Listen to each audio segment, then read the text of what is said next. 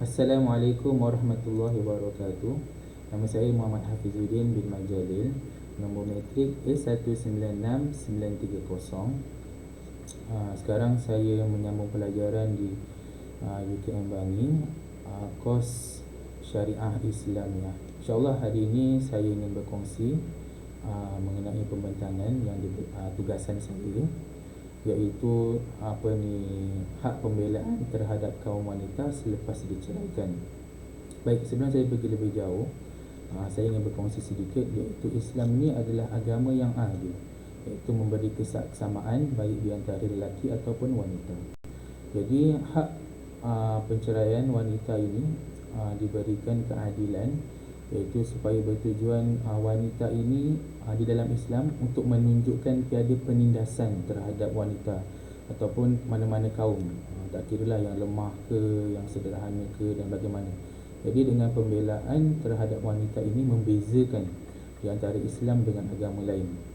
Seperti contoh, kalau kita lihat pada zaman jahiliyah, iaitu kalau kita fahami, Islam ini dia menekankan sesuatu keadaan, tak kiralah keadaan itu sebelah pihak atau sebelah pihak yang lain, tetapi dalam Islam ini dia menekankan keadilan.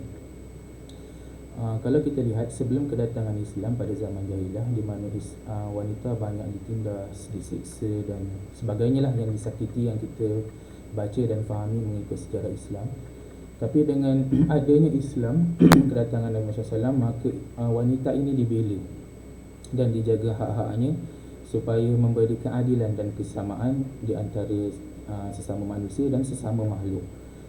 Baik, di sini saya ingin membaca satu dari dalil ataupun ayat Quran menerangkan di mana pembelaan wanita Islam terhadap wanita yang telah diceraikan.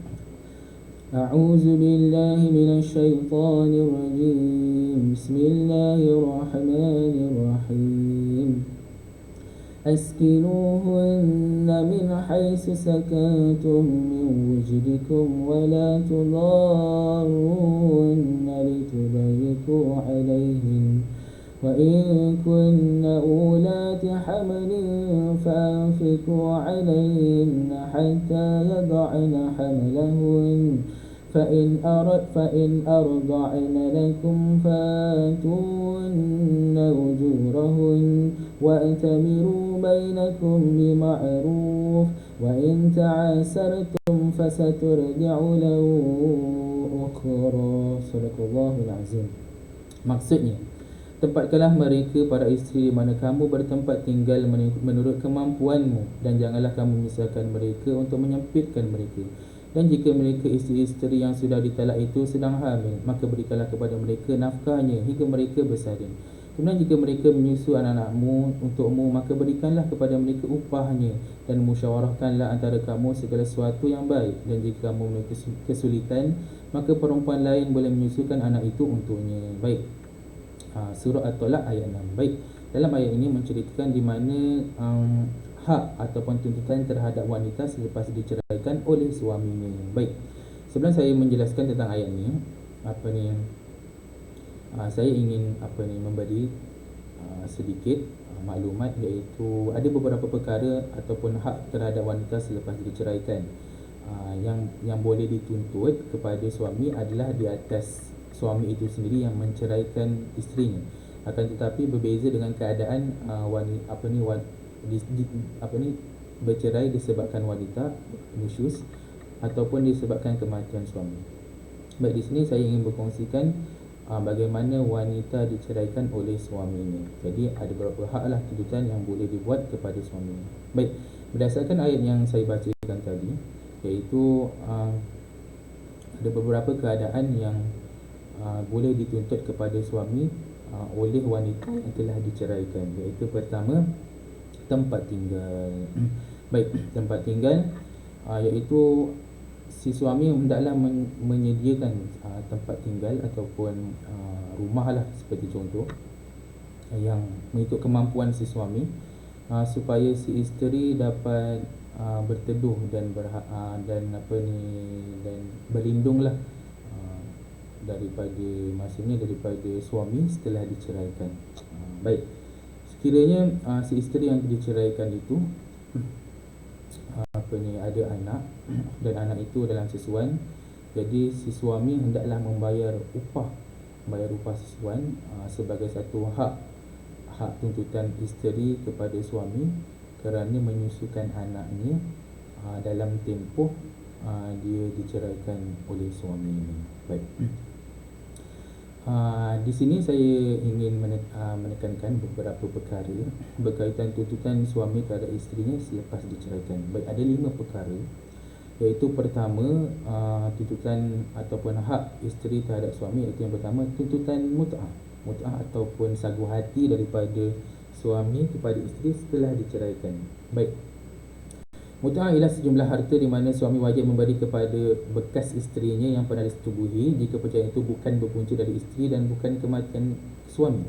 Dalam Al-Quran terdapat beberapa ayat mengenai mut'ah. Baik, untuk makluman, mut'ah ini sebagai satu sagu hati daripada harta si suami kepada isteri selepas diceraikan. Baik, ini boleh dikelaskan beberapa perkara harta sagu hati ini, seperti contoh tempat tinggal, pakaian, dan juga wang ringgit juga boleh dikira sebagai satu harta ataupun hak tuntutan mut'ah ini kepada isteri, sagu hati mengikut kemampuan suami. Jadi si isteri boleh menuntutlah hak mut'ah ini kepada suami ini selepas diceraikan oleh suami.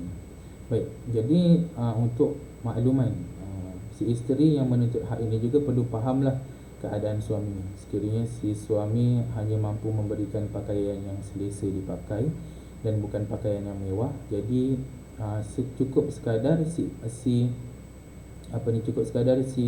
isteri menuntut pakaian itu pakaian ataupun keperluan itu mengikut kemampuan suami lah. Jadi dia tak boleh minta pakaian yang mahal-mahal dan sebagainya. Baik, jadi saya ingin menyentuh atau membaca daripada Al-Quran sepotong ayat yang berbunyi, A'udzubillahi minasyaitonirrajim. وَلِلْمُطَلَّقَاتِ مَتَاعٌ بِالْمَعْرُوفِ حَقًّا عَلَى الْمُتَّقِينَ. Baik, ayat ini menyentuh lagi berkaitan dengan mut'ah atau sagu hati ini. Itu kepada wanita yang diceraikan adalah diberikan oleh suaminya mut'ah menurut yang ma'ruf sebagai satu kewajipan bagi orang-orang yang bertakwa. Maksudnya, si isteri boleh menuntut sagu hati kepada si suami, tapi mengikut kemampuan lah. Jadi maksudnya si isteri faham keadaan suaminya dan bagaimana pendapatan suaminya, jadi mengikut keperluan sahaja. Maksudnya keperluan itu maksudnya mengikut kemampuan suami. Jadi kalau si suami hanya mampu memberikan tempat tinggal rumah teres seperti contohnya, ataupun rumah tapi rumah teres lah, saya bagi contoh lebih kurang. Jadi si isteri tak bolehlah menuntut kepada si suami untuk memberikan rumah banglo ataupun rumah mewah seperti itu. Jadi sekadar kemampuan suami. Jadi maksudnya ma'ruf ni si isteri faham keadaan dan kemampuan si suaminya itu. Jadi selepas penceraian, si wanita yang diceraikan itu boleh menuntut si suaminya mengikut kemampuan suaminya. Baik, mut'ah ni boleh dikelaskan, iaitu berbentuk pakaian, barang-barang atau wang sesuai dengan keadaan suami. Saya sebutkan tadi lah. Jadi dalam keadaan tuntutan itu, maksudnya si isteri boleh menuntut harta mut'ah atau sagu hati ini kepada si suami, tapi berdasarkan dengan kemampuan si suami. Baik, tujuan mut'ah ataupun sagu hati ini diberikan kepada isteri supaya memberikan kepada isteri ni kan sepanjang dalam tempoh dia bersama suami kan dia bergantung dengan si suaminya daripada sudut keperluan, makanan dan sebagainya. Jadi dengan harta mut'ah inilah menjadikan bila isteri itu diceraikan, jadi dia tidak berputus harap. Maksudnya tiada putus sumber ataupun hasil dia daripada sudut makanan, pakaian dia. Jadi dengan adanya harta mut'ah ni, maksudnya dia boleh teruskan hidup dia selepas diceraikan oleh suaminya. Baik, kedua, harta mut'ah ini supaya si wanita yang diceraikan tadi itu tidak dipandang serong oleh masyarakat. Ialah kerana kalau wanita yang biasa diceraikan oleh suaminya, biasa masyarakat akan bersangka buruk terhadap wanita itu atau perempuan itulah yang telah diceraikan. Jadi dengan adanya harta mut'ah, menjadikan wanita itu terbela. Maksudnya bukan saja-saja diceraikan, mungkin ada sebab tertentu, dan dengan sebab-sebab itulah menjadikan si suaminya membayar mut'ah ataupun satu hati kepada si isteri. Baik. Dan juga harta mut'ah ini bertujuan memberi penghargaan kepada isterinya sepanjang tempoh perkahwinan. Jadi lepas diceraikan, dengan harta mut'ah inilah satu hati ini menjadikan satu penghargaan kepada isterinya selepas diceraikan. Baik. Kedua, tuntutan nafkah iddah. Baik, untuk makluman, isteri yang telah diceraikan oleh suaminya akan melalui tempoh iddah, iaitu selama 3 kali bersuci. Baik, dalam tempoh 3 kali bersuci ini, isteri berhak menuntut harta ataupun keperluan asas yang lain kepada si suami dalam tempoh iddah. Baik, seorang isteri yang telah diceraikan oleh suami yang disetujui wajib beriddah. Baik, jadi maksudnya bila mana dalam tempoh perkahwinan dan isteri itu telah disetujui, jadi si suami wajib ataupun mesti membayar iddah kepada isterinya. Jadi dalam tempoh iddah, si isterinya ada pendapatan, maksudnya ada keperluan asas itu tidak terputus. Kerana tempoh iddah itu si isteri tidak boleh bergaul dengan masyarakat ataupun jiran-jiran ataupun orang awam lah, maksudnya orang awam. Jadi dengan adanya hak tuntutan dalam tempoh iddah itu menjadikan wanita itu terbela. Baik, seterusnya tuntutan hadanah, hak penjagaan anak. Baik, isteri juga berhak menuntut hak penjagaan anak terhadap si suami selepas diceraikan. Baik, ini berdasarkan daripada satu hadis yang berbunyi bahawasanya seorang perempuan telah datang menemui Rasulullah SAW dan bertanya, "Ya Rasulullah, bahawa anak ini perutkulah kandungannya, susukulah minumannya, dan ribaankulah rumahnya, tetapi bapanya telah menceraikan aku dan hendak merampas anak itu daripada aku." Selepas mendengar aduan itu, Rasulullah SAW bersabda, "Engkaulah yang lebih berhak menjaga anak itu selagi engkau belum berkahwin lagi." Baik, di mana hak penjagaan ini akan jatuh secara langsungnya terhadap isteri selepas diceraikan oleh suami. Jadi dengan adanya hak penjagaan anak-anak ini, maksudnya si isteri kuranglah berasa sedih selepas diceraikan, ditinggalkan suaminya. Jadi dengan ada anaknya, dapatlah dia menumpang kasih sayang, maksudnya bercerita dengan anaknya, dan juga meluahkan perasaan sedihnya apabila ditinggalkan oleh suaminya lah ataupun bapanya. Akan tetapi dalam tempoh penjagaan isteri selepas penjagaan anak selepas isteri diceraikan, maka si suami berhak memberi nafkah kepada anaknya selepas diceraikan. Mengikut yang tadilah saya bacakan dalam surah At-Talaq tadi, maksudnya si suami lepas dia menceraikan, hak jagaan anak itu jatuh kepada si isteri, dan juga si suami kenalah memberikan ataupun membayar kepada si isteri seperti contoh tadi. Kalau anak tu masih menyusu, jadi dia kena bayarlah bayar susuan tu dalam tempoh dia cerai tu. Dan kemudian sekiranya anak itu dididik sehingga tempoh memais, jadi dalam tempoh didikan itu juga si suami hendaklah membayar keperluan pendidikan, makanan dan sebagainya lah anak itu kepada isterinya, supaya anak itu dapat dijaga dan dibela dengan lebih baik. Dan seterusnya, tuntutan harta sepencarian, iaitu tuntutan harta sepencarian adalah lebih berdasarkan kepada undang-undang adat Melayu. Oleh kerana prinsip harta sepencarian tidak berlawanan dengan kehendak syariat Islam, maka penuntutan harta sepencarian diterima sebagai sebahagian daripada undang-undang Islam. Baik, harta sepencarian ini diletakkan sebagai hak kepada si isteri ataupun suami supaya mendapat keadilan selepas bercerai. Baik, dia tidak kira suami ataupun isteri, tapi hak sepencarian ini boleh diletakkan kepada isteri lah kerana si suami yang menceraikan. Jadi si isteri boleh menuntutlah, seperti contoh kalau sebelum ni mereka bekerja bersama-sama, membeli rumah, membeli kereta bersama-sama dengan duit hasil sepencarian tu. Jadi bila bercerai, harta-harta tadi ni boleh dibahagikan.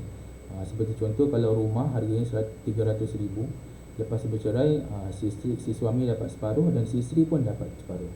Baik, ada juga keadaan bila mana si isteri yang tidak bekerja. Tadi isteri yang bekerja, tapi isteri yang tidak bekerja.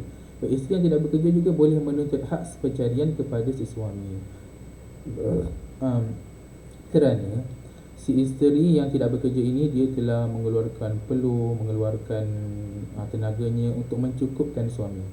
Jadi dengan hak sepencarian ini boleh isteri menuntut kepada suami sebagai bayaran balik hak sepencarian. Jadi seperti contohlah wang simpanan, si suami dan si suaminya bekerja dan ada wang simpanan, dan bila mana diceraikan, isteri yang tidak bekerja tadi boleh juga menuntut hak sepencarian sebagai contoh wang simpanan itu.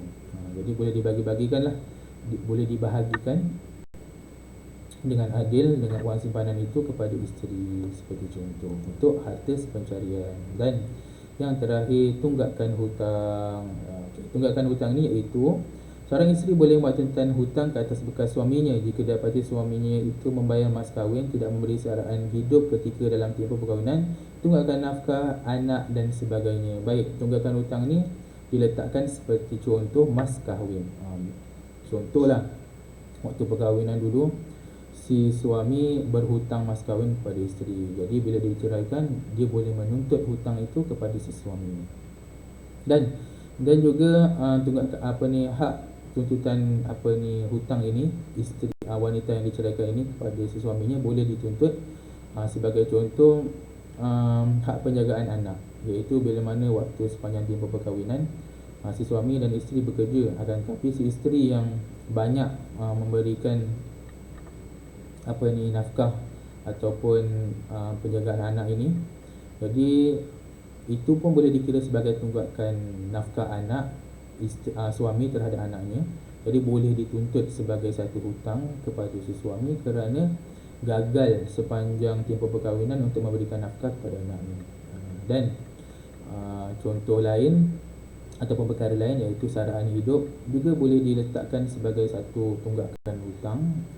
Si isteri boleh menuntut kepada suami, seperti contoh dalam sepanjang tempoh perkahwinan si suami gagal memberikan nafkah makanan, keperluan asas lah maksudnya. Jadi boleh tempat tinggal ataupun wang nafkah. Jadi si isteri boleh menuntut selepas diceraikan oleh suami. Baik. Jadi itulah beberapa perkara tentang tuntutan wanita terhadap suami selepas diceraikan di dalam Islam.